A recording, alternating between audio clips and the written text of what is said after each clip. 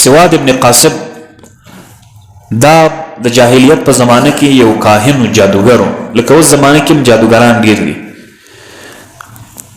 جنیات او شیطانان براتله او دوی ته به خبرو اطلاع ورکوله نو په سمو تعویض کوونکو باندې خلک دومره عقیده نه لري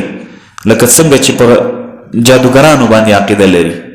ولې د تورسي وي ته وګوره چې د ازما عاقبت څه کیږي هغه نو د دروغ وایي عاقبت دسه ده یا ورته وایي زه ستا لاس ګورم ستا لاس کې دی ته ونو دی پادشاه سي یا به درته وایي چې فلانه ده ودا ده په هغه زمانه کې هم دغه عمل شروع کاهنانو جادوګرانو او دا خبره یاد لرئ جادوګر انسان کاهن انسان مطلق کافر ده داغه په اسلام کې هیڅ چک نشته چې دی به مسلمان پاتې سوی سوچه کافر ده او چې څوک ورزي او عقیده لري هغه ورسره کافر ده مسلمان نه دی او چې څوک ورزي عقیده نه لري سلوي شورز المز نه دی قبول دا خبر شپ زین کې وساتي په افغانستان کې خو اوس په جادوګرانو ډیر بدل شروع ده الله دې وکړي چې د دې ځای حکمرانانو ته الله توفیق ورکړي چې په دې باندې کاروایی وکړي ټول مسلمانانو خانه ور خراب کړي مسلمانانو تباہ کړي دي بس چې چا سره د مشکل بند سو جادوګر ته ورسه بس کوډي ور باندې وکړي بیا ختم دي هغه لیونه هم ده هغه د کور هم بنسي هغه ځانم وښني دغه ژوندۍ هم تباسي دا مسلمانی ده د انسانیت او اسلامیت دی د دې خمرګونه رواني دا خو باید قتل سي نو په هغه زمانه کې هم سواد ابن قاسب په نوم باندې یو کاهن او جادوګر و دا جادوګران بیا څه چم کوي دا ته بیا شیطانان خبر راوړي شیطانان خبر څنګه راوړي شیطانان یو د بل سربیره سر ودرېږي یو شیطان د بل شیطان پر سر ابل شیطان د بل شیطان پر سر دا ودرېږي تر اسمانه پورې نږدې ځان ورسي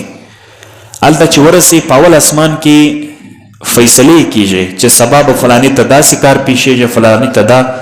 فلانی سبب باران کیږي سبب دا کیږي په دغه اسنا کې چې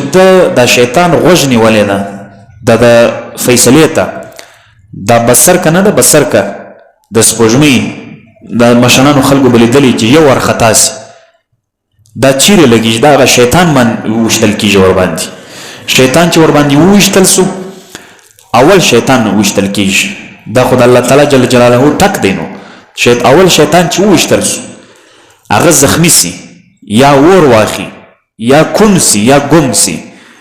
هغه په دې استراری حالت کې دا اول شیطان دا بل شیطان ته وایي په اسمان کې دغه فیصله شروع یعنی دوه درې ټکي خورته وایي خو دوه درې ځینې ګډوډ سي دویم بیا دریم شیطان ته وایي بیا دوه درې ورسره ګډ سي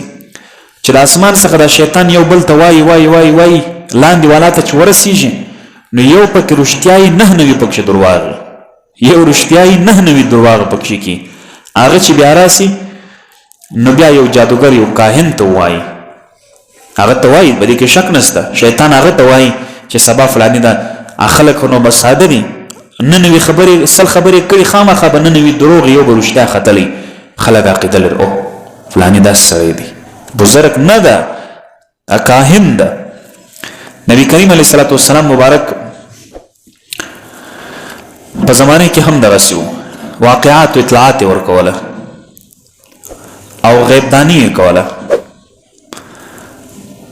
نبی علیہ السلام درش په متواتر اطلاع ورکړي چې راس او نبی علیہ الصلوۃ والسلام مبارک خلق ورواستوي چې ګوره دا ستاره لاره غلطه ده دا ته چې په کومه طریقه رواني او غیب ګوئی کې کهانت او سحر او جادو کې دا غلطه لاره ده راس اسلام راوړه دغه سم چې اسلام یې راوړه مسلمان